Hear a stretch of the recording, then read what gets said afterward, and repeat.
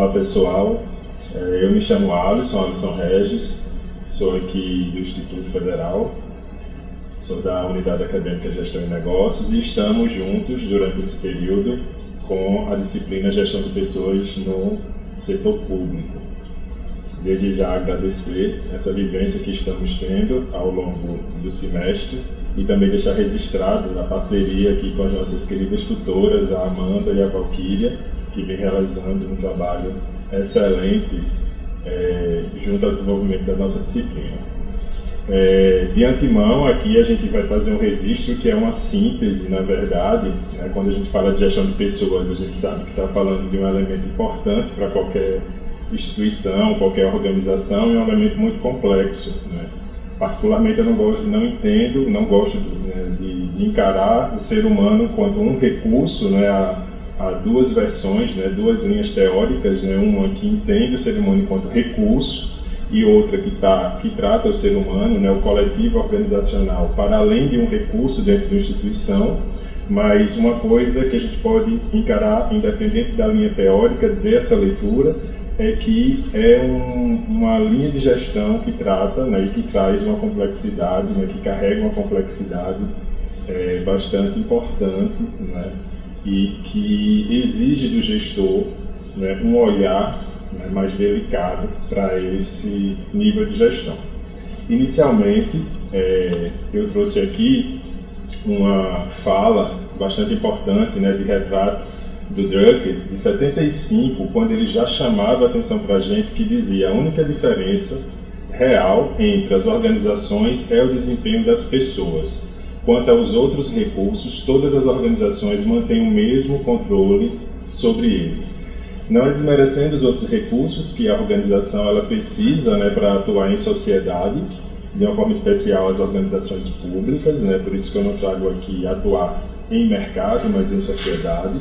Mas a gente sabe que a grande diferença hoje de atuação de uma instituição, de uma organização, no nosso caso, uma organização pública, de atuação, né, quando se fala em trazer seu serviço para a coletividade, né, para a sociedade, para os cidadãos, a grande diferença realmente está no trato desse coletivo, né, no trato dessas pessoas que fazem a organização. E em 75, por isso que eu trouxe inicialmente para a gente abrir esse debate, nessa síntese, né, que é outro grande desafio a gente falar aqui em pouco tempo, né, na síntese dos principais pontos, né, fazer uma videoaula dos principais pontos da nossa disciplina, é que ele já alertava desde lá de trás, de 75, a importância e o diferencial, né, da gente trazer o olhar de gestão, né, para esse elemento dentro das organizações, que traz, de fato, aponta a grande diferença, né, de atuação dessa estrutura organizacional, né, em sociedade. Então, para início de nossa conversa, para início de nossa síntese, né, que se a gente pode assim chamar, né, desse horizonte de tempo que a gente vem trabalhando no nosso módulo, vamos tratar um pouco da evolução da gestão de pessoas no setor público. Na verdade, a evolução da gestão de pessoas no fator histórico, e claro que a gente também faz um resgate e aponta também para o gestor, para a gestão pública, né, para o setor público. A gente viu, né, e vocês viram desde o início do curso, né, bacharelado em administração pública, a importância das teorias da administração, né, e um ponto importante foi a administração científica, né, dentro do registro, né, da história da administração, das teorias da administração. E a gente sabe que a administração científica ela trouxe, não é, uma contribuição lá atrás, né, na história, da caracterização do homem econômico, não é? Então, Taylor, através de métodos científicos, aqui eu vou fazer só um ponto muito breve, porque a gente estudou isso lá atrás, ele categorizou o homem como um homem econômico, né, e ele trazia que o homem ele é econômico, então quanto mais fator de estímulo a partir dos elementos econômicos, mais ele ia se doar, mais ele iria produzir dentro do seu espaço laboral, né, dentro dos cenários organizacionais. E aí, claro que simplificava, como a gente apontou aqui, o nosso material também traz para a gente, simplificava bastante o olhar da gestão de pessoas a partir dessa leitura do homem econômico. Então, como aqui eu destaquei, trouxe para a gente de vermelho, né, em destaque em vermelho, ninguém se preocupava em gerir pessoas no setor público, já que a própria noção de público ela era muito restrita, né, muito resumida a partir dessa leitura também muito estreita e míope a partir do ser humano, do nível de entrega do ser humano. A gente percebe que, historicamente, dentro da gestão pública, não é, com a evolução desse conceito, a gente também tem a importância de doação, não é, do trato desse coletivo dentro das organizações. E também não havia uma preocupação com o bem-estar nem dentro nem fora da organização pública. Então, se o entendimento, né, de envolvimento da época é muito limitado para o fator humano, então a gestão que se preocupa com esse fator humano também era limitada a partir desse entendimento. Né? Então, o nosso material, a nossa apostila, ela começa trazendo, né, e traduzindo um pouco esse caráter de evolução, né, e de olhar da gestão para esse coletivo, né, para as pessoas dentro das organizações.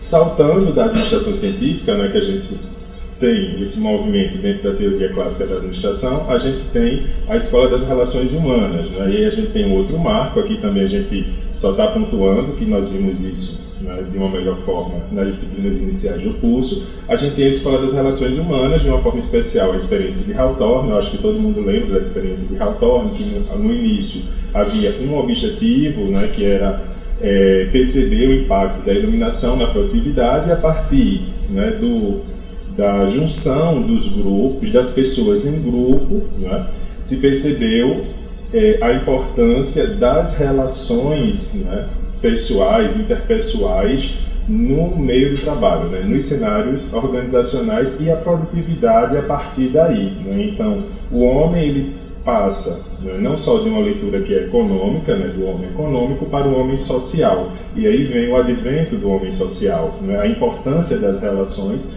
inclusive para a entrega, para o comprometimento, né, e para o desenvolvimento da instituição.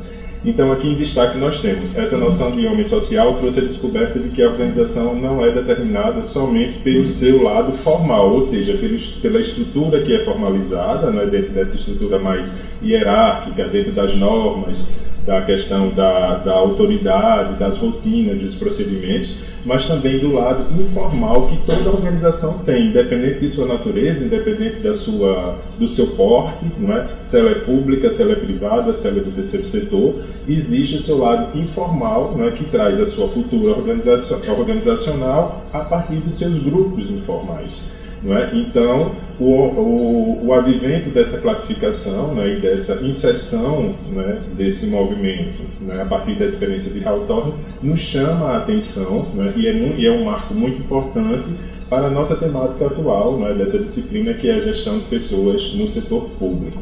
E aí nós temos hoje o que a gente busca com a gestão de pessoas, no nosso caso particular, né, no setor público, esse equilíbrio entre a pessoa e a organização. A gente sabe que a organização pública ela tem um conjunto de objetivos a ser atingidos em sociedade, e o ser humano, por outro lado, também tem seus objetivos pessoais, seus objetivos individuais. A gestão de pessoas que a gente busca e que a gente acredita é justamente aquela gestão de pessoas que gera esse equilíbrio entre os objetivos individuais e os objetivos organizacionais, que a gente vai ver um pouco mais na frente, que seria o lado mais estratégico, né? A gente conseguir alinhar os objetivos individuais, desenvolver esse coletivo humano a partir dos elementos estratégicos que são postos, não é? dessa instituição pública, né, a sua missão em sociedade, né, o seu estar em sociedade, de que forma a gente poderia estar alinhando, né, esses dois fatores, os indivíduos que fazem parte dessa organização, que fazem, na verdade, essa organização, e o ser, né, dessa instituição em sociedade. E aí a gente tem esse equilíbrio, como a gente pode perceber aqui a partir dessa ilustração. Ainda falando aqui em relação a esses elementos, né, de evolução, a gente tem três grandes marcos, né, quando a gente fala da evolução, né, da gestão de pessoas. A gente tem um marco, né, da gestão de pessoas, ela é encarada como departamento pessoal, outra da administração de recursos humanos e a outra gestão estratégica de pessoas. Aqui a gente vai também tentar fazer uma síntese dessas três nomenclaturas que vai além do mero modismo, né? A gente sabe que hoje muitas organizações, elas encaram, né, até dizem que há um setor de gestão de pessoas dentro de sua estrutura, mas a gente sabe que a atuação dessa área de gestão de pessoas acaba tendo um outro teor, que não é de fato por essência da área de gestão de pessoas estratégica, por exemplo, como ela anuncia.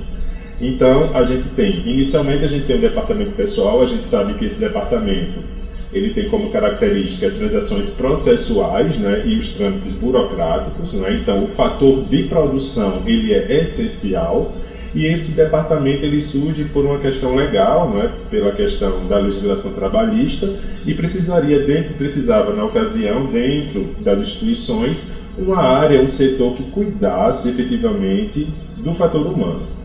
Só que para o departamento pessoal a gestão de pessoas é olhar as pessoas, aquele conjunto, né, aquele fator humano dentro da organização como custo. E a gente sabe que esse entendimento hoje dentro das organizações é um olhar muito tímido, muito estreito, que gerir pessoas é algo que vai além disso.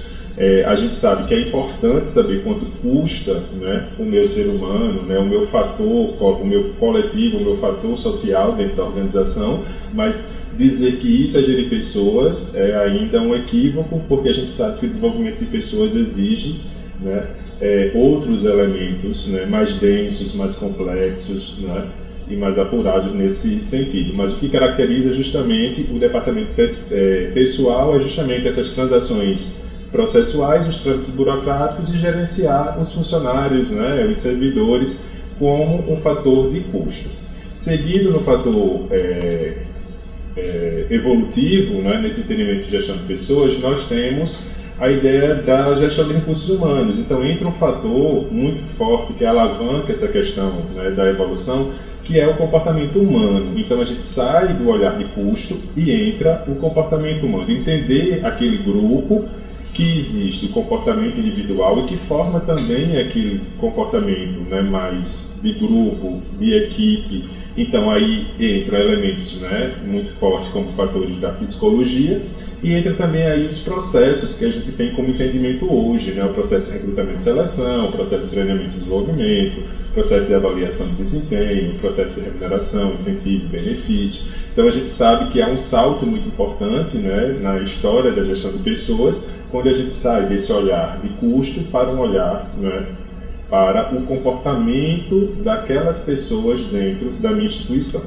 E um outro marco, né, como terceiro ponto importante dentro desse caráter mais evolutivo, a gente tem um modelo que é estratégico de gestão de pessoas. Aí sim a gente tem um olhar para o desenvolvimento das minhas pessoas alinhado, né, às estratégias da minha organização. Então primeiro eu tenho que pensar quais são as estratégias, quais são as competências essenciais da minha organização pública, né? Ela está em sociedade para quê? Ela é competente em quê? Quais são as suas competências essenciais? Então, quais são os seus principais elementos estratégicos, né? Que tem aqueles mais básicos, né, que a gente já conhece, a sua visão, a sua missão, princípios, valores, posicionamento estratégico, suas estratégias, objetivos, metas, toda a análise ambiental interna e externa, mas também, né, outros elementos da própria capacidade, né, institucional para colocar tudo isso em prática, porque a gente sabe que uma coisa é a gente planejar estrategicamente, outra coisa é a gente fazer a gestão dessas estratégias. E aí, no momento de fazer a gestão dessas estratégias, entra um fator muito importante, que é o fator humano. Então, alinhar o desenvolvimento dessas competências humanas às questões estratégicas, as questões estratégicas da organização é o grande diferencial desse modelo de gestão estratégica de pessoas. Então, como a gente pode observar aqui nos slides é um melhor encaixe, não é, para a política empresarial nos fatores ambientais, porque a gente sabe que quando fala de planejamento estratégico, a gente fala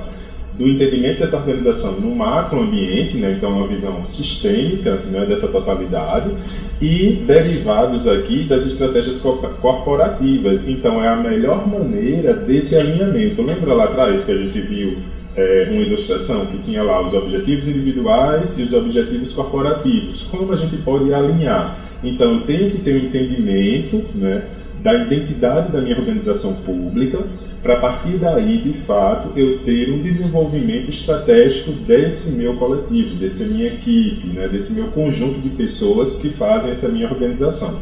E aí sim eu tenho esse modelo estratégico de pessoas. Que aí a gente vai ver um pouco mais na frente que como posso estar fazendo, qual seria um caminho para gerir essas minhas pessoas de forma estratégica. Seria pela gestão por competência, né? Eu desenvolver essas pessoas por competência.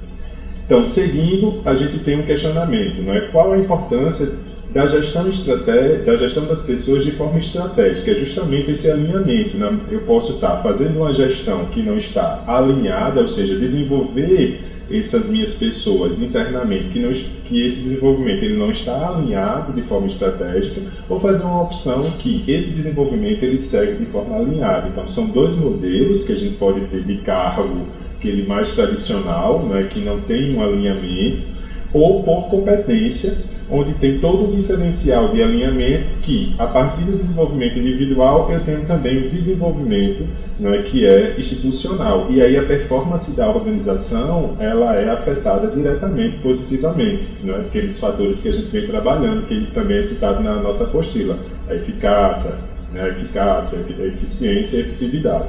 Então, esse é o grande fator, porque a gente sabe que toda instituição, inclusive as públicas, elas estão presentes no contexto, né, de mercado, de sociedade, na verdade, que é muito mais amplo, como eu falei, né, quando a gente traz aqui esse contexto de organização pública, e por isso que é importante a gente pensar sempre de forma estratégica. E aí, para isso, o que podemos entender por planejamento estratégico de pessoas, né? Todo esse entendimento que a gente já vem falando, né? Esse alinhamento das competências individuais, alinhado às competências essenciais, as competências organizacionais. E aí, na apostila, tem lá, inclusive, um passo a passo, né? Quando se fala de planejamento, né, estratégico de pessoas, né, as etapas de alguns processos, né, então como a gente pode estar alinhando, né, então traz como apontamento muito forte a ideia da gestão por competência, que um pouco mais à frente a gente vai abrir um espaço para falar melhor sobre isso. Então, acho que esse é um ponto importante, né, da nossa disciplina, né, que é a ideia estratégica para o desenvolvimento das pessoas. Então, é interessante a gente ficar bastante atento a isso, principalmente também para o momento de avaliação presencial. Okay? Caminhando a isso, como a gente faz, então, o que está presente quando a gente fala na gestão das pessoas? Então, a gente faz a gestão de pessoas a partir dos processos, né? Então, os processos de gestão de pessoas, como podemos entendê-los nesse contexto?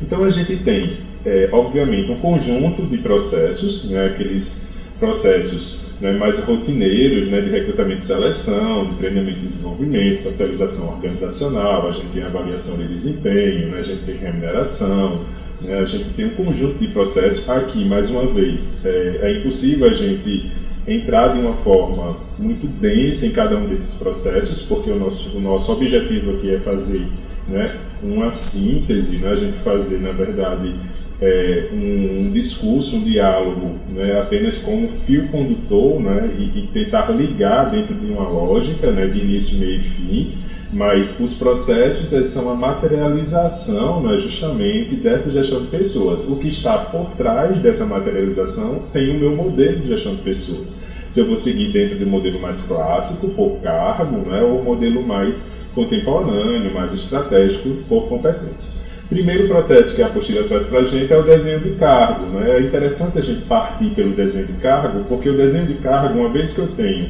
especificado, né, eu tenho descrito o meu cargo, ele passa a alimentar vários outros processos. Uma vez que eu tenho descrito, bem descrito, ou mapeado a competência, né, muito bem mapeada, descrita essa competência, né, ligada a uma função, né, dentro da minha organização, eu vou alimentar o processo de recrutamento e seleção, eu vou alimentar o processo de avaliação de desempenho, eu vou alimentar o processo de treinamento e desenvolvimento e outros processos. Então, por isso que a gente faz esse chamamento, né, desse processo inicialmente.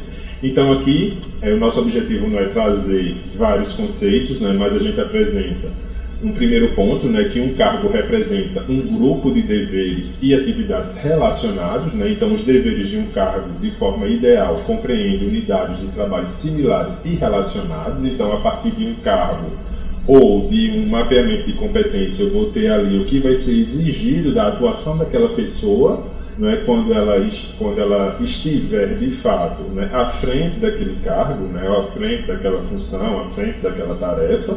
Então, está especificado, né, o que de fato eu quero dentro daquele cargo. É muito importante até para a pessoa ela saber o que espera dela e que o mais importante é que essa especificação e essa descrição esteja alinhado de fato às necessidades e às estratégias da organização. Aí sim eu vou deixando cada vez mais a nossa gestão de pessoas alinhada estrategicamente, que é aquilo que a gente falou agora há pouco dentro do modelo de gestão estratégica de pessoas. E aí dentro do processo de desenho de cargo, eu gostaria de destacar 2 pontos: a descrição de cargo e as especificações do cargo, né? Então, na descrição do cargo entram elementos como a denominação do cargo, né? A descrição das atribuições do cargo, né? O que de fato esse cargo ele exige no seu cotidiano, né? Qual é a sua denominação, né? Quais são os requisitos para sua investidura, qual é a proposta de remuneração. Então, dar clareza ao cargo. Quando eu descrevo o cargo, eu estou dando elementos de clareza. Da mesma forma, as especificações do cargo, os elementos intelectuais envolvidos dentro deste cargo, né, na atuação. O que é que eu vou exigir dessa pessoa do ponto de vista intelectual? A autoridade e responsabilidade do ponto de vista da estrutura organizacional, do ponto de vista das responsabilidades, de subordinação, né? O que é que esse cargo ele está alinhado internamente, né, a quais elementos de autoridade, a questão física e motora, né, de força, né, dentro da própria questão física, eu vou ter de fato essa necessidade. É interessante a gente estar especificando o ambiente de trabalho, qual é a descrição, de que forma, aonde essa pessoa vai estar, né, desenvolvendo o seu trabalho, esse cargo, né, ele necessita, né, ele estar envolvido dentro de um ambiente laboral muito específico. Então, tanto a descrição do cargo como as especificações do cargo são elementos importantes para eu dar clareza e identidade a esse espaço onde essa pessoa vai ocupar. Então, é um processo muito importante, não é, porque acaba, como eu falei anteriormente, alimentando outros processos, inclusive esse próximo, que é o de carreira, que está muito alinhado ao cargo, não é? Então, quando a gente tem uma descrição de cargo muito bem definida, ela alimenta o processo de carreira, porque eu sei, por exemplo,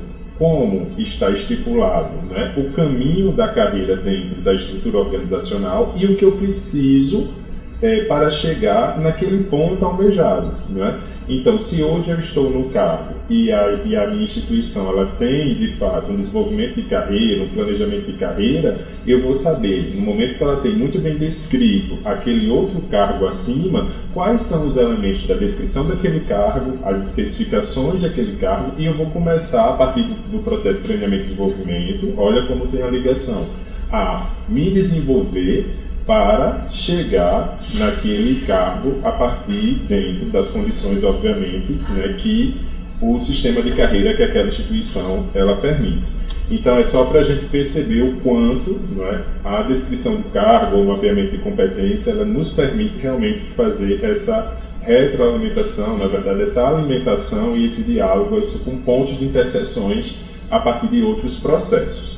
E o processo de admissão e dispensa de servidores, né, que aqui a nossa apostila também traz outro ponto, né? Então, a admissão de servidor público, né, de acordo com o Tribunal de Contas do Distrito Federal, a gente sabe que, no caso, né, da instituição pública, né, quando a gente fala de admissão, a gente tem, né, a admissão, ela, para o cargo público, ela compreende a nomeação, a posse e o exercício, né? Então a gente tem aí, a partir do meio do concurso público, né, esse elemento de admissão, mas a gente também não pode deixar de fora, e o material não deixa de fora, uma reflexão sobre o recrutamento e a seleção, né, que são elementos muito importantes quando se fala a partir de um próprio processo que é essencial, né? A gente sabe que recrutamento e seleção, apesar de vir juntos, são 2 processos diferentes, mas que eles estão, de fato, eles trabalham de forma muito paralela, até porque o sucesso de um bom sucesso, né, uma boa seleção, ela se dá a partir de um recrutamento muito bem feito. Então a gente percebe que muitas seleções, a gente não chega num candidato, vamos dizer assim, dentro de um perfil desejado, porque eu não recrutei a partir de meios de comunicação muito próprios dentro desse perfil de candidato. Então eu não fiz esse chamamento pelas vias de atrair esse candidato ideal, né, com esse perfil de competência ideal. Então, começar com esse chamamento por esses canais mais adequados vai garantir, né, um conjunto de candidatos, né, com esse conjunto, esse repertório de competências mais próximo do ideal. Então eu possivelmente serei mais assertivo nesse momento dessas etapas de seleção. E dentro da seleção a gente sabe que há várias etapas e várias ferramentas, instrumentos, né, que eu posso me utilizar nessas etapas, né, como a própria ideia das técnicas de dinâmica de grupo, dos testes psicológicos, né, das análises de títulos, né, entre outros. Né. Na nossa apostila, a gente traz lá na apostila alguns elementos que a gente pode estar destacando em relação a isso. E na dispensa do servidor, na apostila a gente traz aqui, eu quis apenas trazer uma demarcação breve, a dispensa do servidor público é uma das formas de interrupção do exercício das funções, a qual se pode dar por aposentadoria, né, ou falecimento, como a gente traz lá no nosso reporte. Um outro processo, né, que também a gente traz na apostila é o de remuneração. Na verdade, ele traz remuneração, salário, incentivos e benefícios. Né? A gente tem aqui, né, uma definição de remuneração como algo, e aí a apostila, o material, ele aponta outras definições, né? Mas remuneração como algo muito mais amplo, né, que dentro desse termo inclui o salário, né, a remuneração indireta, benefícios, incentivos, né, e a gente traz as categorias, né? Isso é mais simples porque está muito presente no nosso cotidiano, né? Essas definições, né? A ideia do próprio incentivo, que a gente tem aqui, que é um conjunto de fatores que motivam as pessoas a assumir cargos e funções no setor público, nem sempre implicando valor monetário, né? Às vezes a gente pode se utilizar de algumas estratégias de incentivo, que não é só pela questão do fim monetário, mas de outras possibilidades de estratégia de estar incentivando por aquele momento que é pontual, não é? E que eu posso estar dando esse movimento de maior comprometimento e entrega a partir de determinados benefícios, como também os benefícios, né? O incentivo, né, anterior. E aqui os benefícios, que é uma forma indireta de remuneração, né? E então a gente já tem um elemento que, comparando ao incentivo, algo mais contínuo, né? O incentivo a gente pode estar utilizando de uma forma mais pontual, né, mediante o momento que aquele grupo, né, ele se coloca, né, pela necessidade, nem sempre, como a gente falou anteriormente, dentro de um fim monetário. Agora aqui, quando a gente fala de processo de desenvolver pessoas, né, que eu gostaria de ter um parênteses, né, um tempo, um pouquinho, né, de destaque, porque o desenvolvimento de pessoas, eu diria que ele acaba sendo, não desmerecendo e dando relevância também aos outros processos quando a gente fala de gestão de pessoas, até porque a gente percebe que a gente fala de processos de formas separadas, mas a gestão de pessoas ela se dá realmente como um grande elemento sistêmico, né? A gente vem falando aqui de cada ponto, mas como o diálogo ele se cruza a partir de outros processos.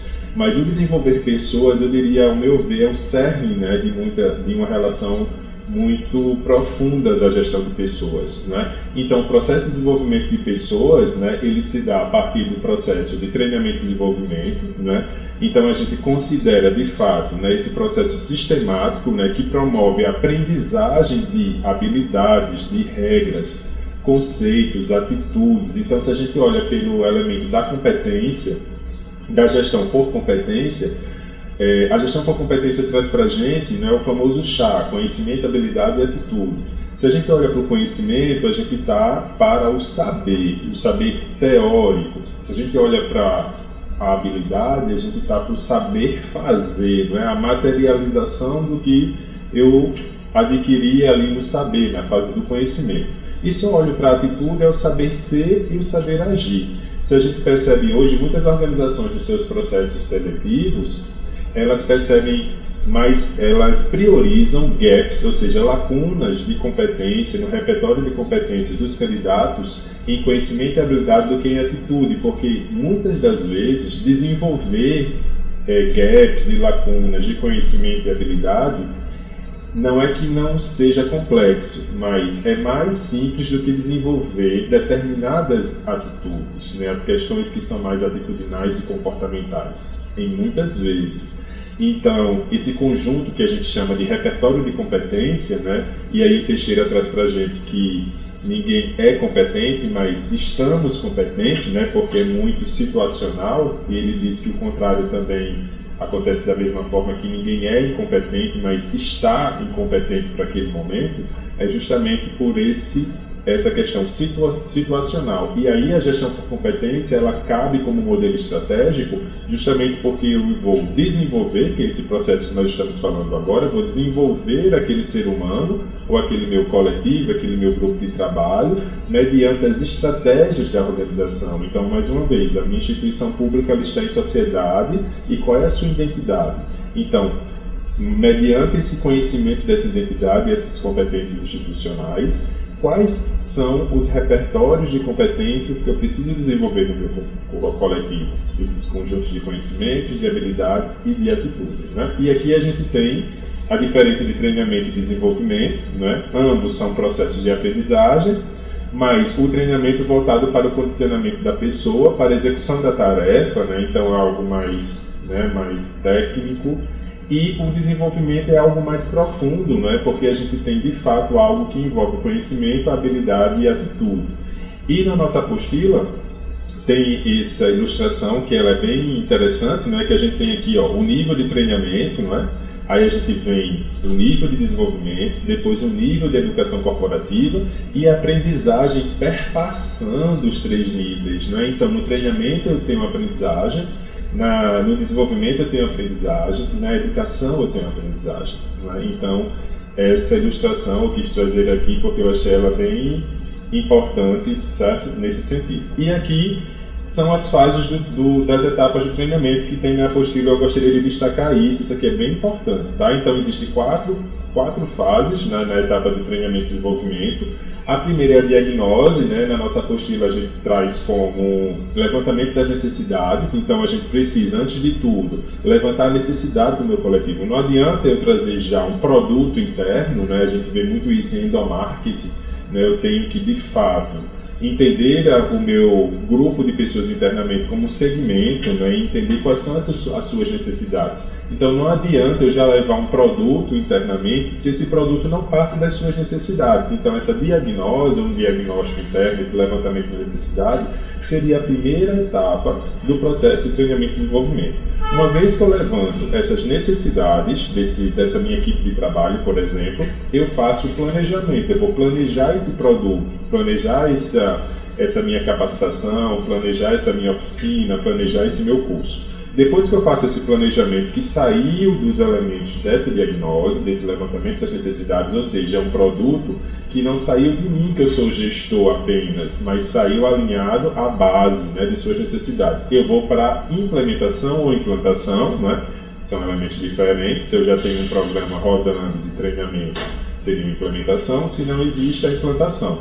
E posterior eu vou avaliar até que ponto deu certo ou não, qual é o impacto desse meu treinamento e desenvolvimento naquela equipe e na performance da organização. E aí vem a avaliação de desempenho, que nós vamos ver o próximo processo, que me ajuda a avaliar a partir de índices, e existem outros índices, né, por isso que existem aí, né, a performance da organização com os indicadores de desempenho, os indicadores institucionais, que me ajudam bastante a mensurar de fato o impacto, né, desse meu produto, desse meu processo dentro das instituições. Então, são 4 etapas muito importantes e essas etapas vale a pena a gente se dedicar para a nossa avaliação, certo? E também para a vida, né, em relação à atuação enquanto gestor. E aqui a gente tem esse último ponto aqui, que é dos processos, né, em si, que é de avaliação de desempenho. Então, a avaliação de desempenho eu acho um outro processo importantíssimo, né? Mas de cara a gente pode dizer que não adianta a gente encarar a avaliação de desempenho como um momento de caçar as bruxas dentro da organização. Muitas organizações pensam assim, é ajuste de conta, não é? Então, a avaliação de desempenho é o momento da gente entender qual é a discrepância de desempenho que há dentro dessa minha equipe, não é? No momento que eu encontro e identifico esses gaps, que são as lacunas entre o desempenho esperado e o real, eu começo a investir nesse desenvolvimento dessa minha equipe. Isso é gerir estrategicamente as minhas pessoas, principalmente quando eu tenho estabelecido esse desejável a partir das estratégias da organização. Então, quando eu tenho desejável a partir das estratégias da organização e eu mensuro o real, esse gap me diz o seguinte, que eu preciso investir nestes pontos para tornar esse meu colaborador mais competente e, tornando ele mais competente, eu vou torná-lo mais estratégico e a minha organização se torna mais estratégica dentro da sociedade. Então, a discrepância de desempenho, como aqui tem demarcado, né, é o hiato entre o desempenho real e o desempenho esperado. Então, é um processo importantíssimo quando se fala de gestão de pessoas, né, na gestão pública, né, no setor público. E aí os gestores, como eu falei anteriormente, eles devem ter essa responsabilidade de alinhar a avaliação de desempenho às estratégias da organização. Então, a discrepância de desempenho. Então, o grande, né, objetivo da gestão de pessoas é desenvolver, de fato, encontrar um meio para desenvolver. E esse conjunto, né, quando a gente pega a avaliação de desempenho, que alimenta o PDI, né, que é o Plano de Desenvolvimento Individual, que já chama o processo anterior que a gente viu, olha como os pontos de interseção entre os processos. A gente acaba, de fato, fazendo aquela gestão estratégica de pessoas que a gente vem discutindo. Aqui a gente tem um conjunto, só para a gente perceber, né, falando de uma forma bem breve, só para a gente perceber o quanto é rica a avaliação de desempenho, olha quantas contribuições a avaliação de desempenho nos permite, né? Definir o grau de contribuição de cada empregado, identificar os empregados que possuem qualificação superior, porque às vezes o nosso foco é só inferior, mas também superior, identificar em que medida os programas de treinamento têm contribuído, né? Então isso é uma medição importante, promover o autoconhecimento, obter subsídios para redefinir o perfil requerido, obter subsídios para remuneração e promoção. Isso é um ponto importante, porque muitas organizações fazem a avaliação de desempenho apenas para gerar uma remuneração variável, e isso é o grande erro. O principal da avaliação de desempenho é ver a discrepância de desempenho e atuar sobre ela, né? Não só levantar, mas atuar, mas pode oferecer subsídios para remuneração e promoção e obter subsídios para a elaboração de planos de ação para desempenhos insatisfatórios, tá? Então, a avaliação de desempenho, ela traz alguns métodos. Na nossa apostila traz vários, eu quero só destacar aqui alguns. A gente tem um método chamado relatório, né? Como é que eu vou avaliar o desempenho? A partir do método relatório, a gente pode trazer algumas variáveis que seriam a partir dos elementos de competência. Lembra que a gente falou quais os conhecimentos, as habilidades, as atitudes, né, desejáveis. A gente poderia estar elencando aqui e eu posso avaliar o desempenho daquele meu colaborador. Aqui um exemplo, quanto à rapidez e perfeição com que ele executa suas tarefas. Aqui o relatório, lembrando que ele é subjetivo. Então aqui o avaliador teria que estar discorrendo sobre, né, o desempenho. Então a gente teria que ver o perfil de quem vai avaliar. É um perfil de que de fato iria se entregar, né, nessa avaliação mais subjetiva, né? Então aqui é um método. Um outro método bem comum, a escala gráfica, né, onde eu tenho aqui os fatores, os fatores aqui de competência, do repertório de competência, e aqui eu tenho a escala, ótimo, bom, regular, fraco. Isso é muito bem utilizado. Um outro método é a escolha forçada, onde eu tenho aqui, tudo parte do repertório de competência, ou dos elementos que eu quero avaliar, né, a partir da descrição do cargo, lá atrás. Lembra? Por isso que a descrição de cargo alimenta o mapeamento de competência. Então aqui eu trago situações onde eu sou obrigado a colocar um ponto de positivo ou negativo do colaborador em cima daquela situação. Por isso que o nome é escolha forçada. Por exemplo, é rápido no desempenho de suas tarefas, sim ou não. E aí eu tenho né, o conjunto de elementos. E o último aqui é por avaliação por resultados. Aqui é quem trabalha muito por metas. Eu vou distribuindo as metas. Aqui, por exemplo, é por trimestre, mas poderia ser mensal, poderia ser por dia. Depende das especificações do cargo, como a gente viu lá na ideia da descrição do cargo e especificação do cargo. Então, lá na nossa apostila há um conjunto de métodos para avaliar desempenho. É outro ponto muito importante que a gente precisa, aqui eu só trouxe alguns, assim, os mais usuais, mas é muito importante que a gente possa se dedicar um tempo, tá certo? Para a gente trabalhar dentro desse ponto. E aí, para a gente já ir finalizando, né, a gente tem na nossa apostila 2 pontos que complementam. Quando a gente fala de bem-estar, que é qualidade de vida no trabalho e clima e cultura, né, organizacionais, né, qualidade de vida no trabalho é um tema que tem se popularizado dentro dos cenários organizacionais, como clima e cultura também. A gente sabe que, da mesma forma que todas as regiões, se a gente pega aí geográfica, tem sua cultura, as organizações também trazem suas culturas a partir de suas rotinas, de seus procedimentos, e também possuem seus climas, né, organizacionais, como dentro da organização eu posso ter vários climas a partir dos seus setores e áreas, e os gestores, eles são atores, né, que favorecem essas diferenciações de clima. Então tem pesquisa de clima que eu posso mensurar, então são 2 pontos importantes, tá certo?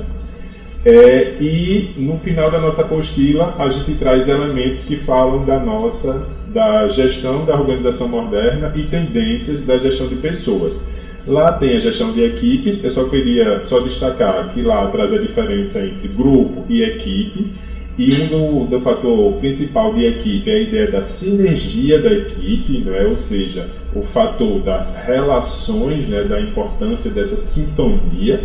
Traz a ideia da gestão por competência, que a gente já falou aqui, e lá na nossa sala, né, tem elementos e tem textos, certo? Que eu acho que vale a pena a gente se adentrar nesse ponto aí, certo? Eu acho que gestão por competência é um ponto que devemos ter bastante atenção, certo? Principalmente para a nossa avaliação.